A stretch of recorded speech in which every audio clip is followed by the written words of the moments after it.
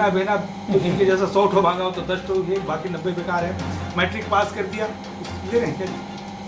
Matric pass कर दिया तो ये चीज़ जो स्थिति बनी, तो वो गाय भैंस का काम छोड़ दिया, अपने पुश्तनी कामों को छोड़ दिया, जिसके चलते बेकारी हुई।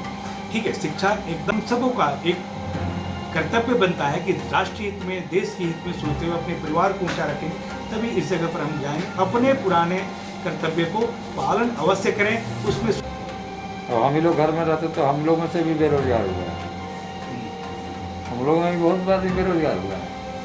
जो हिम्मत नहीं किया, डर गया, घर गया, सब बेरोजगार हो गया।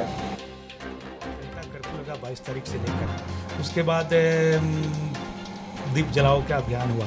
मोदी जी हमारे, मैं तो बहुत बहुत धन्यवाद देना चाहता हूं कि समय रहते इसमें लॉकडाउन का भी शुरू कर दिए, जिसके चलते वो समय समय पर जनता के बीच में एक पारिवारिक सदस्य के रूप में अपने आप को शामिल किए। मैं आपके परिवार के सदस्य हूँ, जिससे पूरे भारत का जनता उनके बात को मानते हुए लॉकडाउन को पूर्णतः पालन किया। पहले आप देखेंगे तुरंत जाके प्रत्येक जनधन खाता में 500 रुपये का मिला। गैस सिलेंडर 2 बार 500 रुपये मिल गई। गैस सिलेंडर के लिए 2 बार 1000 रुपये मिल गया। इसलिए 3000 रुपये तक तो प्रत्येक जनधन खाता वाले के लोग के 8 से 10 करोड़ लोगों के बीच में ये पैसा गया। ये तो केंद्र सरकार की ही थी। केंद्र सरकार की गाइडलाइन राज्य सरकारों ने माना। राज्य सरकार भी इसमें अहम भूमिका निभाते आई है।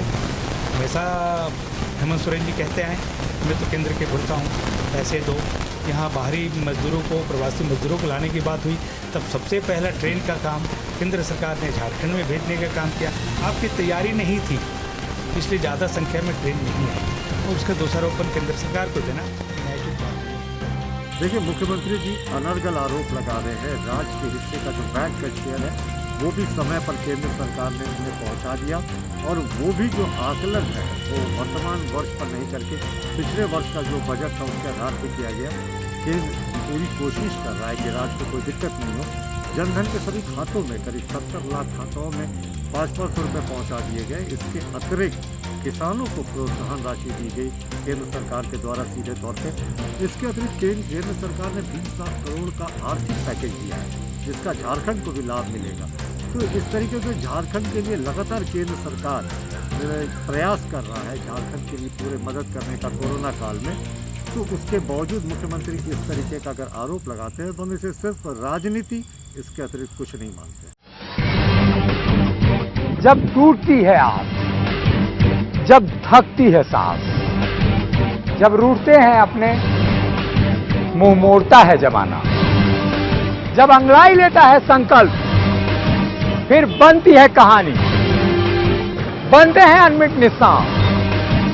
देखिए मेरे साथ।